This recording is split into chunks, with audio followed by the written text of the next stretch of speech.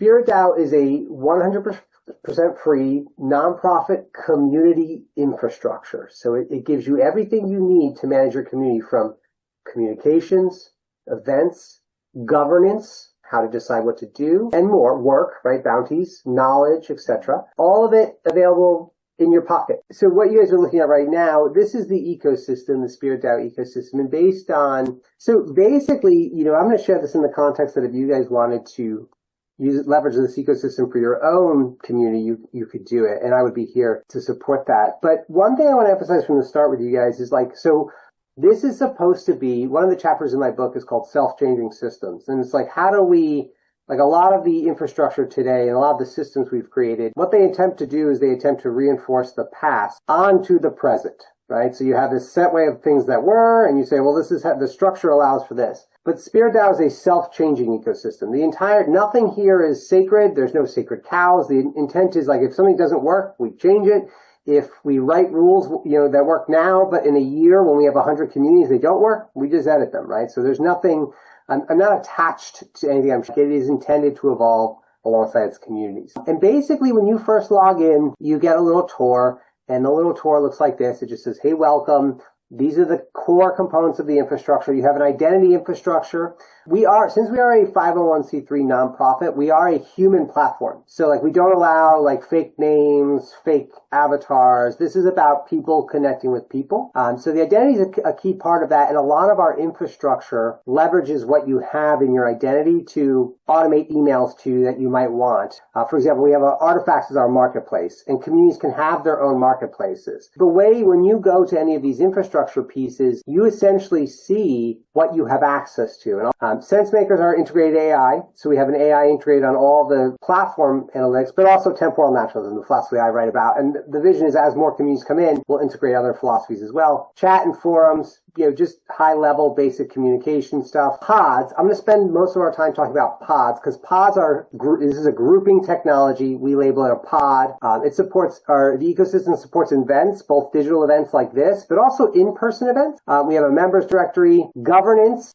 Governance is a key part of this. So initially when I mentioned that a lot of community platforms are really just communication platforms, governance is a key puzzle piece that's been missing from a lot of community infrastructure. Is how do we make decisions when we're sharing assets, right? It's one thing just to make a decision about meeting time, but if you're Roger mentioned earlier, you were supporting that community member, right? You were raising funds, and how are you going to delegate those funds? In this case, you were just giving to that person, but in the future, if you were to do something like that again, governance really supports that. How do we make sure that these actions are transparent? They are credibly neutral. That's a fancy way of saying that there's no bias in the system, right, compared to human institutions. Bounties are how we do work. So if I had a community and I said, we're going to host an event and I want someone to go out, design flyers, and then go flyer a neighborhood for the event, I might post a bounty where that person I'm going to pay that person to do work, and they would apply, and there's a whole infrastructure for that. Knowledge bases. So we have an existing knowledge base for how you can, for the ecosystem,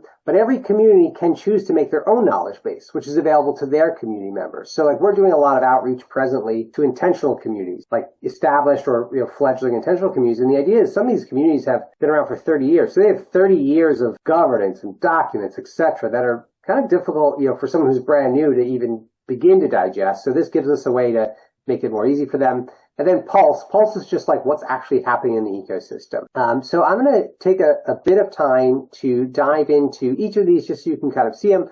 But very briefly, identity is pretty straightforward. It's a profile. We do use, you'll see at the top, the balances here. We use 2 tokens. So I want to take a moment to speak to the blockchain aspect of this. So this is an on-chain app, but you don't need to know a thing about blockchain. This was one of the core things that when I was building this was my core intention, is how do we take all of the benefits of blockchain, which is as I mentioned, the credible neutrality, the radical transparency, the community knows who's exchanging what, it's all recorded, there's no ambiguity there's no backroom deals, all of it's done on a ledger that is public to the community. So how do we create that while getting rid of all the negative things about crypto, right? The complexity, the scams, etc. Because there's a lot of, crypto has a pretty bad rep, rightfully so. Our two tokens are system and self. System is a 1-to-1 dollar to system ratio. So it's basically an operating function. Now, we are a 501c3 nonprofit, so we don't sell tokens. There's no token sale. There's no guaranteed returns. I wanted to keep our community currency out of speculation because many communities that have tried this method before, what they do is they sell tokens. They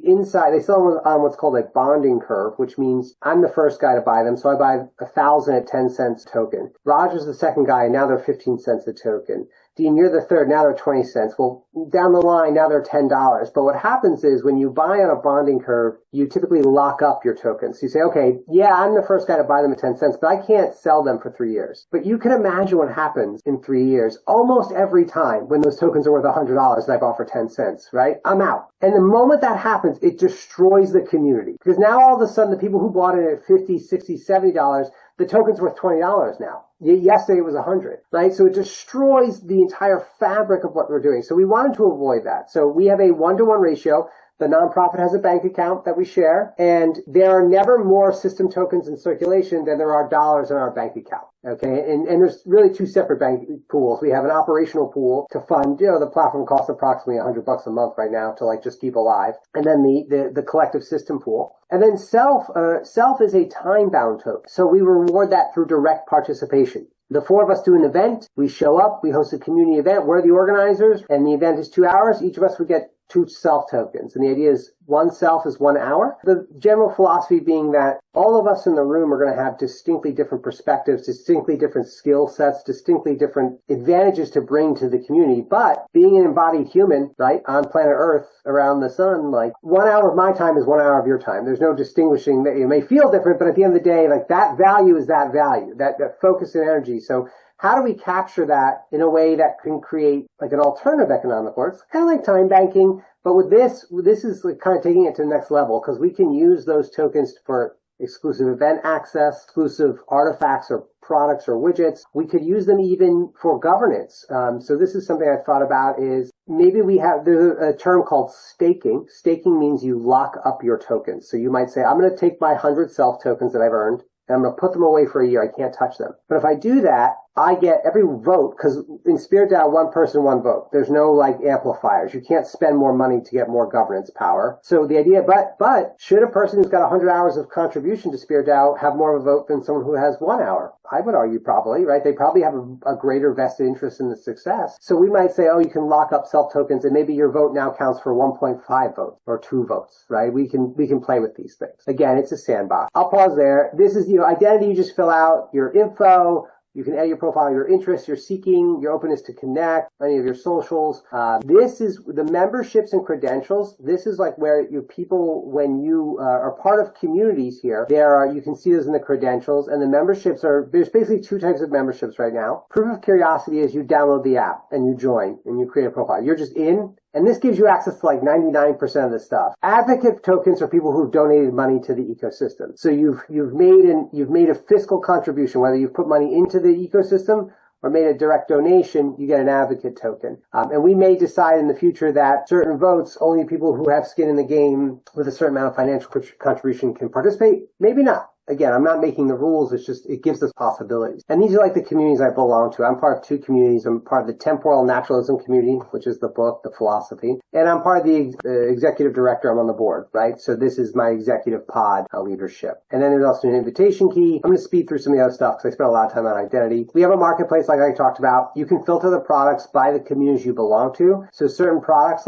you can see all the products, or you can say, I only want the ones that are available to me, like my communities. Or you can see the ones that are part of products that are not part of your community. SenseMaker I mentioned, chat and forum are pretty straightforward. But let's talk about pods, because pods is how the governance works. So what you're looking at is basically the governance ecosystem for SpiritDAO. Every community is a pod. Subpods. Pods can be eternal, or they can be time-bound. So you can create a temporary pod. And the key thing about pods have their own treasury. So that's the key differentiator of why a pod versus a role. Pods have their own treasury. So the people in a pod are able to manage their capital. So hypothetically, the four of us get together, we're going to throw an event. We're going to say that Roger and I are going to be the event committee, and we're going to create a separate pod where he and I write our own rules, and the parent pod might distribute us $5,000, right, into that treasury. And he and I are now responsible for using that money to buy the event, buy the food, etc. So we have autonomy in our governance, but it's kind of restricted by the larger pod. How much money did they give us? What were the conditions that we could spend it, etc. So pods have, when you go into a pod screen, you see the members. This is our default pod. So everyone who joins the app is just deposited into Temporal Naturalism pod, but they can leave or go to another pod. People can apply to pods. So if they're not part of your organization, they can apply to be a part of it. They cannot moderate the forum. They cannot delete other people's posts. They can access our knowledge base, but they can't add content to it. So again, and this just goes down, I'm not going to go through every one, but you can see how it's like everything we build, we just add a little function where you can turn it on or off. So do you want this for your community or do you not? A lot of what I've tried to do with the ecosystem is how do we reduce the overhead of trust? Because, yeah, this is a small group. We know each other. We're friendly. Like, we believe and trust each other. But as efforts expand and as people outside of our immediate circle come into the effort, it becomes more and more difficult to have that just default, I'm absolutely going to trust you 100%.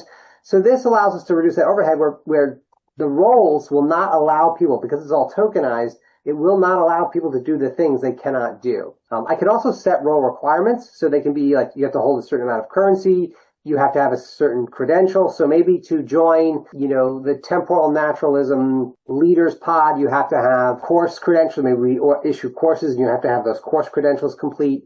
It can be, you have to sign an agreement, etc. Same thing, very similar to the roles. Everything we build is modular. So like a new feature I just added was AI agent. So like this is actually a paid feature. I'll talk about what that means in a bit. But anything I want here, if I didn't want events or I didn't want treasuries to be a part of the member role, I could just turn it off. And it saves and I just turn it on. So basically I can turn on and off what functions I want for my community. I'll share this with you guys because this is kind of an experimental thing, but what we've created is our first premium feature. So I mentioned that SpiritDAO is 100% free to use, and it is. But we are a nonprofit, and we do have expenses, right? So what does that look like in terms of keeping ourselves afloat, where members aren't just, it's not purely a donation thing. So in this case, you can create community agents, AI active agents. You can train them on a corpus of knowledge, and we charge 25 system for it, and that gives you 30 days. And you can pause it and it retains your 30 days. But the agents are proactive. So they're in your chat and they'll respond to questions that people ask them.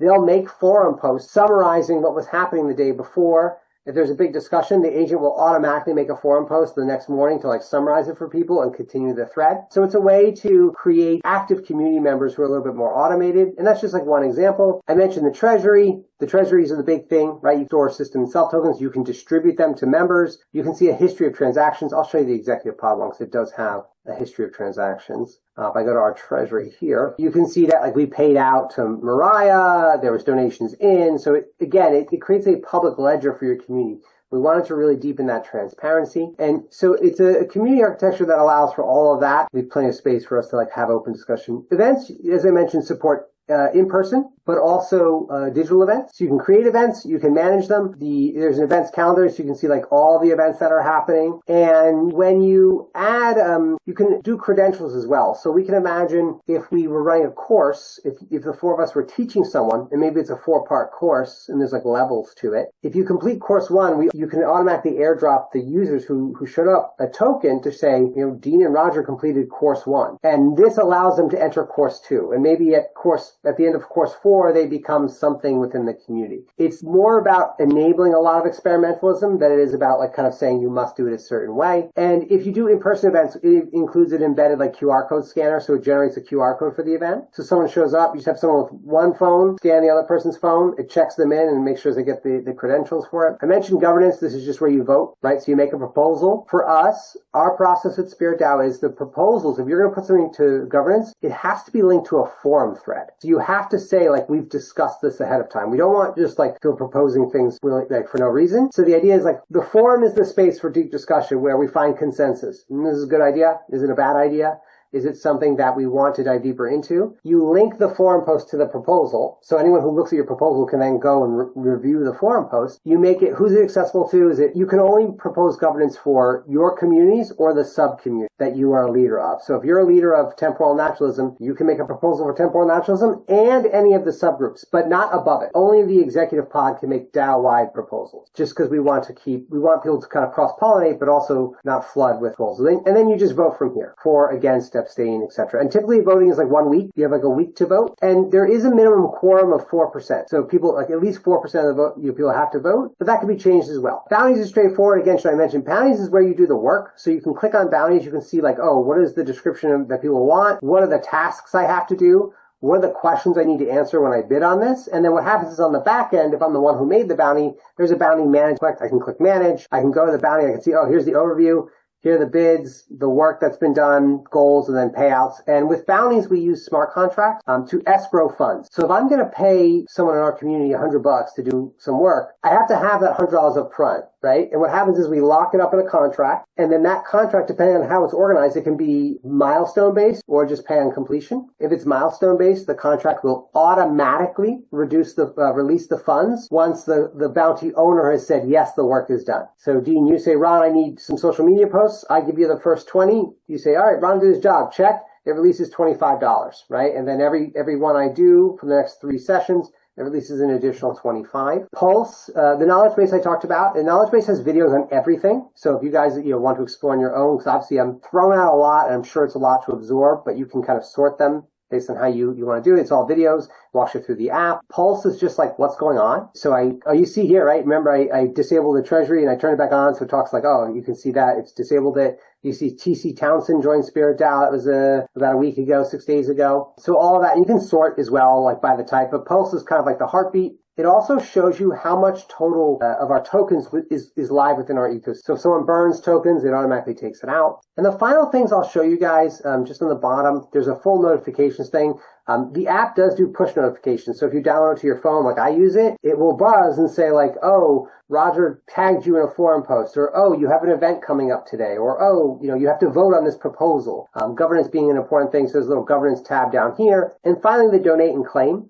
There's 2 ways to donate to SpiritDAO. And I probably should add another way in the app. If you go to our website and you donate, it's 100% of a tax write-off, right? It's 100% tax write-off to the nonprofit, and it funds our operations. And it's just a pool. And just so you guys are all aware, the operations costs presently are purely technical. I'm not asking for any money. I haven't asked for any money. 100% of, I didn't mention it, but so technically we're a 501c3, but we're actually organized as a church. I did that for strategic purposes. That may or may not be where we end up in the long term. Some people don't like that. Some people really like it. But the DAO owns self-actualization in the age of crisis. So actually every penny the book's ever made has gone to the DAO. And the book has actually been edited once by the community. And that's kind of the intent, is it's supposed to be a living document that kind of evolves alongside of community practitioners. But if that's not the vibe people want, we can always just make it a normal 501c3. Again, I am egoless in terms of making this work. You can donate in-app, and when you donate in-app, I'll show you what happens. This is how we make our money, because this is a question. How do we fund the thing? So obviously there's direct donations, but when you put money into the ecosystem, so I want to make a bounty. I want to pay you guys to fly around my community for an event I'm doing. You'll see at the top, there's a donation amount. Let me make this a little larger. There's a donation amount, so the $100. The DAO takes, the nonprofit takes 8%.